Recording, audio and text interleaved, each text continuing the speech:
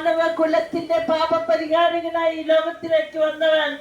അതുകൊണ്ടാണ് ഞാനിപ്പോൾ പാടിയത്, പാപികളെ തേടി വന്ന രക്ഷകൻ. ഈ ലോകത്തിലേക്ക് നമുക്ക് വേണ്ടി സകലവും സൃഷ്ടിച്ച ദൈവം തന്നെ പാപികളായി തീർന്ന നമ്മളെ പാപത്തിൽ നിന്നും ശാപത്തിൽ നിന്നും രോഗത്തിൽ നിന്നും മോചിപ്പിച്ച് ദൈവത്തിന്റെ മക്കൾ എന്നുള്ള പദവിയിലേക്ക് വീണ്ടും കൊണ്ടുവന്ന് സ്വർഗരാജ്യത്തിന് നമ്മൾ അവകാശികളായി തീരുവാൻ വേണ്ടി നമുക്ക് വേണ്ടി കാൽവരി കുരിശിൽ യാഗമായി തീർന്ന ആ രക്ഷകനായ യേശു ക്രിസ്തു അതോടുകൂടി അവസാനിച്ചില്ല. അവൻ കാൽവരി കുരിശിൽ യാഗമായി തീർന്നിട്ട് മൂന്നിന്റെ ഉയർത്തെഴുന്നേറ്റ് ഇന്നും ജീവിക്കുന്ന ദൈവമാണ്. അവനെ നശിപ്പിച്ചു കളയുവാൻ എല്ലാവരും ഉദ്ദേശിച്ചു എങ്കിലും അവന്റെ നാശം കാണുവാൻ ആഗ്രഹിച്ചവർക്കെല്ലാം അവൻ മൂന്നാം ദിവസം ഉയർത്തെഴുന്നേറ്റ് ഇന്നും ജീവിക്കുന്ന ദൈവമായി. അതേ കൊല്ലങ്ങളെ പോലും 2026 ഏപ്രിലിൽ 15 കൊല്ലങ്ങളെ പോലും ക്രിസ്തുവിന് മുമ്പെന്നും ക്രിസ്തുവിന് ശേഷമെന്നും തിരിച്ച ആ രക്ഷകൻ യേശു കർത്താവ്. അത് യേശുവിന്റെ ജനനമാണ്. അവനാണ് ആകാശത്തെ സൃഷ്ടിച്ചവൻ, ഭൂമിയെ മെനഞ്ഞവൻ. അവൻ മാനവകുലത്തിന്റെ പാപപരിഹാരകനായി ഈ ലോകത്തിലേക്ക് വന്ന് 33 തിരുവയസ്സ് വരെ ഇവിടെ ജീവിച്ച് പാപികളായി നമുക്ക് വേണ്ടി കാൽവരി കുരിശിൽ യാഗമായി തീർന്നിട്ട് മൂന്നിന്റെ ഉയർത്തെഴുന്നേറ്റ് ഇന്നും ജീവിക്കുന്നു. അതെ, അവന്റെ ഉയർപ്പ് നമ്മൾ ഇന്ന് ആഘോഷിച്ച് ഈ അടുത്ത ദിവസങ്ങളിലാണല്ലോ സത്യദൈവത്തെ, നിത്യനായ ദൈവത്തെ, വിളിച്ചാൽ വിളി കേൾക്കുന്ന ദൈവത്തെ സത്യത്തിൽ എല്ലാവരും അറിയണമേ, ആ ജീവനുള്ള ദൈവത്തിൽ ആശ്രയിക്കണമേ എന്നുള്ള ഈ രക്ഷ. അതെ, ആ സൃഷ്ടാവായ ദൈവം, അഖിലാണ്ടത്തിന്റെ ഉടയവനായ ദൈവം, മനുഷ്യൻ ആവശ്യമുള്ളത് സകലവും സൃഷ്ടിച്ച ദൈവം, ആ ദൈവത്തെ സ്നേഹിക്കണമെന്ന് ദൈവം ആഗ്രഹിച്ചത് തെറ്റല്ലല്ലോ. ഈ ലോകത്തിൽ മനുഷ്യനെ സൃഷ്ടിച്ച ദൈവം, ആ ദൈവത്തിന്റെ സൃഷ്ടികളായ മനുഷ്യർ ദൈവത്തെ ആരാധിക്കണം, ദൈവത്തെ സ്നേഹിക്കണം, ദൈവത്തിൽ ആശ്രയിക്കണം എന്ന് വിചാരിക്കുന്നത് ഒരിക്കലും തെറ്റല്ല. അതിന് ഉദാഹരണമായി അതെ തിരുവചനത്തിൽ ഇങ്ങനെ രേഖപ്പെടുത്തിയിരിക്കുന്നു, ഒരപ്പന് 2 മക്കൾ ഉണ്ടായിരുന്നു. 2 മക്കളിൽ ഒരുവൻ വന്ന് അപ്പനോട്, അപ്പ ഞാൻ ഇവിടെ നിൽക്കുന്നില്ല, ഞാൻ ഇവിടെ നിന്ന് പോവുകയാണ്, എനിക്ക് അപ്പന്റെ കയ്യിലുള്ള എന്റെ വിഹിതം എനിക്ക് തരണമെന്ന് പറഞ്ഞുകൊണ്ട് അപ്പനോട് അവന്റെ ഓഹരി ചോദിച്ചുകൊണ്ട് ആ ഓഹരിയും വാങ്ങി അവൻ ദൂരദേശത്തേക്ക് യാത്ര ചെയ്യുന്ന ഒരു ചിത്രം അല്ലെങ്കിൽ ഒരു കഥ നമുക്ക് ഈ വിശുദ്ധ തിരുവെഴുത്തിലൂടെ വായിക്കുവാൻ സാധിക്കും. അതെ, അപ്പന് 2 മക്കളാണ് ഉണ്ടായിരുന്നത്, 2 ആൺകുട്ടികൾ. ആ 2-ൽ ഒരുവനാണ് വന്ന്, മൂത്തവനല്ല ഇളയവനാണ് വന്ന് അപ്പനോട് അപ്പനിലുള്ള വിഹിതം തരണമെന്ന് ആവശ്യപ്പെടുന്നത്. അവന്റെ ഓഹരിയുമായി അവൻ ദൂരദേശത്തേക്ക് യാത്ര ചെയ്യുന്ന ഒരു ചിത്രമാണ് വിശുദ്ധ തിരുവെഴുത്തിൽ നമ്മൾ കാണുന്നത്. അങ്ങനെ പോയ ആ മനുഷ്യൻ അല്ലെങ്കിൽ ആ മകൻ, അവന്റെ കയ്യിലുണ്ടായിരുന്ന പൈസയെല്ലാം, ഒത്തിരി കൂട്ടുകാർ, നമുക്ക് ഫ്രണ്ട്സൊക്കെ ഇഷ്ടം പോലെ ഉണ്ടാവുമല്ലോ നമ്മുടെ കയ്യിൽ, എന്തെങ്കിലുമൊക്കെ ആവശ്യത്തിന് പൈസയും ധനവും ധനമാർഗങ്ങളും ഒക്കെ ഉണ്ടെങ്കിൽ നമുക്ക് കൂട്ടുകാരും ബന്ധുക്കളും പ്രിയപ്പെട്ടവരൊക്കെ ഇഷ്ടം പോലെ ഉണ്ടാവും. എന്നാൽ ഇതൊന്നും ഇല്ലാത്തവന് ആരും ഉണ്ടാവുകയില്ല കൂടെ. എന്നാൽ ഈ അങ്ങനെ ഒരു മകൻ അപ്പനിൽ നിന്ന് വാങ്ങിച്ച ഓഹരിയുമായി അവൻ ദൂരദേശത്തേക്ക് യാത്ര ചെയ്യുമ്പോൾ അവന്റെ കയ്യിലുള്ള പൈസയെല്ലാം അവന്റെ കൂട്ടുകാരെല്ലാം കൂടി തീർത്തു. അവൻ ഏകനായി, അവനൊന്നുമില്ലാത്തവനായി തീർന്നു. അങ്ങനെ ആ ചിത്രം നമ്മൾ വായിക്കുമ്പോൾ, ആ ചരിത്രം വായിക്കുമ്പോൾ, ആ മകൻ അവസാനം ഒന്നും വിശപ്പിന് വകയില്ലാതെ അവൻ ഓരോരുത്തരുടെ അടുക്കൽ ചെന്ന് എനിക്കൊരു ജോലി തരുമോ, ഒരു ജോലി തരുമോ എന്ന് ചോദിച്ചുകൊണ്ട് ജോലിക്ക് വേണ്ടി അലയുന്ന ചിത്രം. അങ്ങനെ അവൻ ജോലിക്ക് വേണ്ടി ആരും അവന് ജോലി കൊടുത്തതായി തിരുവചനത്തിൽ രേഖപ്പെടുത്തിയിട്ടില്ല. അവസാനം അവൻ ഒരു പന്നി മേയ്ക്കുന്ന ആളുടെ അടുത്ത് ചെന്ന്, ഞാൻ നിങ്ങളുടെ പന്നികളെ മേയ്ക്കാം, എനിക്ക് വിശപ്പിന് എന്തെങ്കിലും തരണമെന്ന് ആവശ്യപ്പെട്ടു. അതിന് പ്രകാരം ആ പന്നി മേയ്ക്കുന്ന ജോലിയിൽ അവനായി. ആ ജോലിയിൽ നിൽക്കെ അവന് ശരിക്കും വിശപ്പ് മാറ്റാനുള്ള ഭക്ഷണം പോലും കിട്ടുന്നില്ല എന്ന് കണ്ടപ്പോൾ അവനിങ്ങനെ ചിന്തിച്ചു, എന്റെ വീട്ടിൽ, എന്റെ അപ്പന്റെ സ്ഥലത്ത് എത്രയോ ജോലിക്കാരുണ്ട്, എത്രയോ സമ്പദ് സമൃദ്ധിയിലാണ് ഞാൻ ജീവിച്ചിരുന്നത്. എൻ്റെ വീട്ടിൽ എത്രയോ വേലക്കാർക്ക് ഭക്ഷണം കൊടുക്കുന്ന ഒരു വീടാണ്. അവരെല്ലാം വയറു നിറച്ച് ഭക്ഷണം കഴിക്കുന്നു. ഞാനാണോ ഇവിടെ വന്ന് വിശപ്പിന് വകയില്ലാതെ ഒത്തിരി കഷ്ടപ്പെടുന്നു. എനിക്ക് ഈ ദുഃഖം എനിക്ക് സഹിക്കാൻ പറ്റുന്നില്ല. ഞാൻ എൻ്റെ അപ്പന്റെ അടുക്കലേക്ക് ചെല്ലുമെന്ന് അവൻ ഹൃദയത്തിൽ വിചാരിച്ചുകൊണ്ട് അവൻ ആ പന്നി മേയ്ക്കുന്ന സ്ഥലത്തു നിന്നും അപ്പന്റെ വീട്ടിലേക്ക് തിരിച്ചു വരുന്ന ഒരു ചിത്രം നമുക്ക് വായിക്കുവാൻ സാധിക്കും. ആ ചരിത്രം ഇങ്ങനെ രേഖപ്പെടുത്തിയിരിക്കുന്നു. അവൻ മനസ്സിൽ ദൈവത്തോട് പ്രാർത്ഥിച്ചു, ഞാൻ എൻ്റെ അപ്പന്റെ അടുക്കലേക്ക് ചെല്ലും. ദൈവമേ, ഞാൻ ഒരു പാപിയാണ്. ഞാൻ എത്ര നല്ലവനായിട്ട് ജീവിക്കേണ്ടവനാണ്. എനിക്കിപ്പോൾ ഒന്നുമില്ലാത്തവനായി, വിശപ്പിന് ഭക്ഷണം പോലും കിട്ടാത്തവനായി ഞാൻ നിങ്ങളെ ദുഃഖിച്ചത് വിഷമിക്കുമ്പോൾ എൻ്റെ വീട്ടിൽ എത്രയോ സമ്പത്തുണ്ട്, എത്രയോ വേലക്കാരുണ്ട്, എത്രയോ ധാന്യങ്ങൾ, എത്ര ഭക്ഷണ സാധനങ്ങളും ഉണ്ട്.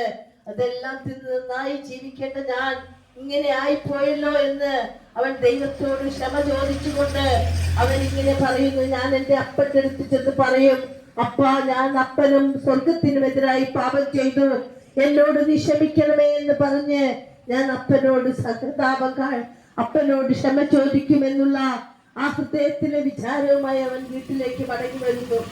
എന്നാൽ ഈ മകൻ പോയത് മുതൽ അപ്പൻ ഒത്തിരി വേദനയിലും പ്രയാസത്തിലും കൂടെ ജീവിതത്തെ മുന്നോട്ട് തള്ളി നീക്കുമ്പോൾ മകൻ ഇങ്ങനെ ദുഃഖിതനായി, മകൻ ഇങ്ങനെ മുടിയെല്ലാം വെട്ടി വളർത്തി, അവന് കയ്യിൽ പൈസ ഇല്ല, ഉടുക്കാൻ ഡ്രസ്സില്ല, അവന്റെ മുടിയെല്ലാം വളർന്ന് താടിയെല്ലാം വളർന്ന് അവൻ ഒന്നുമില്ലാത്തവനായി ഇങ്ങനെ തിരിച്ചു വരുമ്പോൾ അവന്റെ അപ്പൻ അവന് പോയ വിഷമത്തിൽ ഇങ്ങനെ ദൂരേക്ക് കണ്ണുന്നിട്ട് മകൻ ഇന്ന് തിരിച്ചു വരുമെന്നുള്ള അവിശ്വാസത്തോടു കൂടി ഇങ്ങനെ ഇരിക്കുമ്പോൾ ആ മകൻ തിരിച്ചു വരുന്ന ഒരു രംഗം കണ്ട് അപ്പൻ ഓടിച്ചെന്ന് ആ മകനെ ആലിംഗനം ചെയ്ത, മകനെ, നീ എവിടെയായിരുന്നു എന്ന് ചോദിക്കുമ്പോൾ, അപ്പ, ഞാൻ അപ്പനും സ്വർഗത്തിനുമെതിരായി പാപം ചെയ്തു, എന്നോട് നീ കരുണ കാണിക്കണം എന്ന് പറഞ്ഞ് അപ്പൻ അവനെ ചുംബിക്കുന്നതും സ്നേഹിക്കുന്ന ഒരു രംഗം നമുക്ക് ആ വചനത്തിൽ നിന്നും വായിച്ചെടുക്കാൻ സാധിക്കും.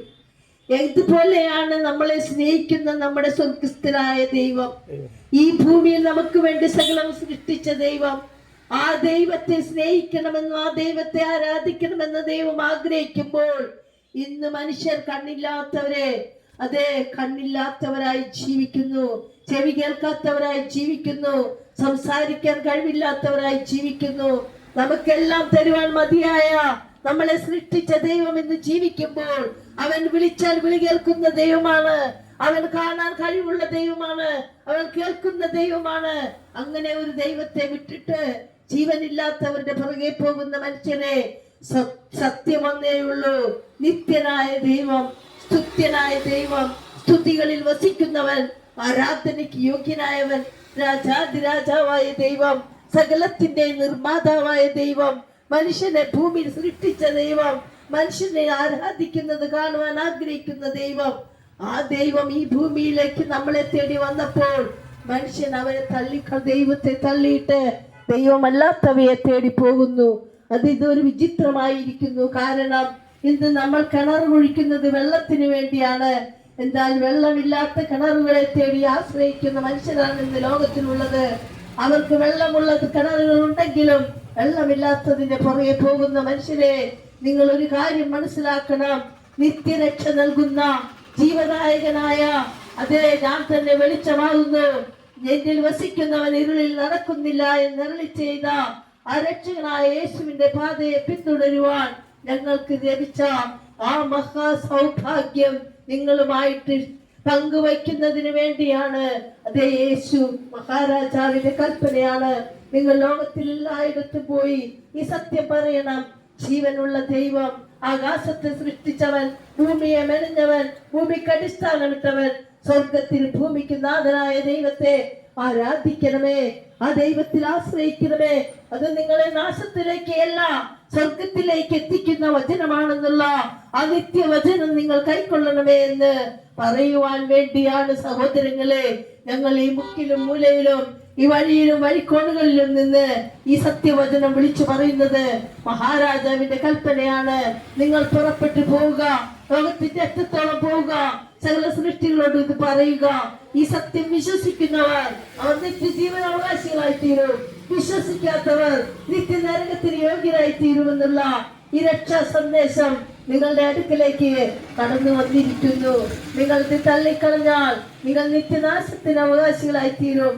നിങ്ങൾ ഇത് ഉൾക്കൊണ്ടാൽ, നിങ്ങൾ ഇത് അംഗീകരിച്ചാൽ നിങ്ങൾ സ്വർഗരാജ്യത്തിന് അവകാശികളായി തീരും.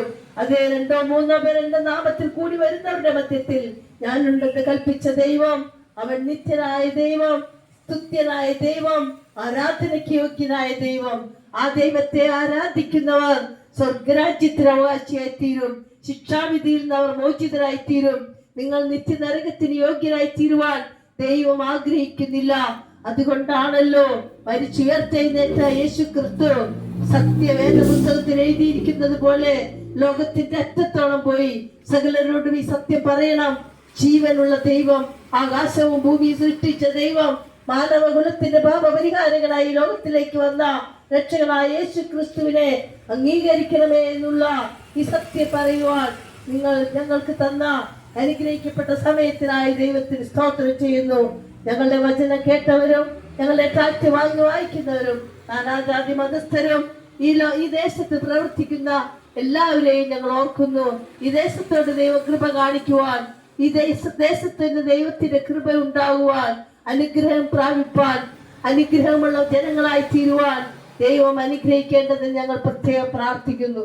കാരുണ്യവാനായ ഞങ്ങളുടെ സ്വർഗീയ പിതാവേ, തിരുനാമത്തെ മഹത്വപ്പെടുത്താൻ തക്കവണ്ണം അനുഗ്രഹിക്കപ്പെട്ട സമയത്തിനായി സ്തോത്രം ചെയ്യുന്നു. പിതാവേ, ഞങ്ങളുടെ വചനം കേട്ടവരാരും നഷ്ടപ്പെട്ടു പോകാതെ, നിത്യനരകത്തിന് യോഗ്യരായി തീരാതെ, ശിക്ഷാവിധിയിലാകപ്പെടാതെ സ്വർഗത്തിന് അവകാശികളായി തീരുവാൻ തക്കവണ്ണം യുവതലമുറയെ വീണ്ടെടുക്കണമേ. നാശത്തിൽ നിന്ന് മോചിപ്പിക്കണമേ. മയക്കുമരുന്നിൽ നിന്ന്, മദ്യപദാർത്ഥത്തിൽ നിന്ന് മോചിപ്പിച്ച് സാക്ഷ്യമുള്ള മക്കളായി ജീവിപ്പത്തക്കവണ്ണം വലിയവനായ ദൈവത്തിന്റെ കൃപ അവരിൽ പകരണമേ എന്ന് പ്രാർത്ഥിക്കുന്നു. മദ്യപാനികളായ കുടുംബങ്ങളെ ഓർത്ത് പ്രാർത്ഥിക്കുന്നു. സമാധാനം കൊടുക്കാതെ, മക്കളെ സ്നേഹിക്കാതെ, കുടുംബത്തിൽ കലഹമുണ്ടാക്കുന്ന, സമൂഹത്തിനും ദേശത്തിനും ശാപമായി ജീവിക്കുന്ന കുടുംബങ്ങളെ അങ്ങ് സമർപ്പിക്കണമേ. ദൈവത്തിന്റെ മക്കളായ അവരെ തീർക്കണമേ. സമാധാനം അനുഭവിപ്പാൻ, സന്തോഷം സ്ഥാപിപ്പാൻ വലിയവനായ ദൈവനെ സ്നേഹിക്കണമേ, അനുഗ്രഹിക്കണമേ. ഭാവേ, ഞങ്ങളുടെ വചനം കേൾക്കുന്ന നാനാജാതി മതസ്ഥരുണ്ടല്ലോ. വാഹനം ഓടിക്കുന്നവർ, വാഹനത്തിൽ യാത്ര ചെയ്യുന്നവർ, കാൽനട യാത്രക്കാർ, ഭവനങ്ങളിൽ ഇരിക്കുന്നവർ എല്ലാവരും അനുഗ്രഹം പ്രായപ്പെട്ടോണം സ്വർഗത്തിലെ ദൈവകൃപ കാണിച്ചതായി സ്തുതിക്കുന്നു. പിതാവേ, നന്ദിയോടെ സ്തുതിക്കുന്നു. അങ്ങ് ഞങ്ങളുടെ പ്രാർത്ഥന കേട്ടതിനായി സ്തോത്രം. യേശു കർത്താവിന്റെ നാമത്തിൽ പ്രാർത്ഥിക്കുന്നു. കൃപയോടെ കേൾക്കണമേ പിതാവേ. യേശു ക്രിസ്തു പാപികളെ രക്ഷിക്കുന്നു. യേശു ക്രിസ്തു പാപികളെ രക്ഷിക്കുന്നു. യേശു ക്രിസ്തു രോഗികളെ സൗഖ്യമാക്കുന്നു. യേശു ക്രിസ്തു പരിശുദ്ധാത്മാവിനെ നൽകുന്നു. അവൻ രാജാവായി വീണ്ടും വരുന്നു. അവനെ എതിരേൽക്കുവാൻ ഒരുങ്ങിക്കൊള്ളുക. ആമേൻ. കർത്താവേ, വരണമേ.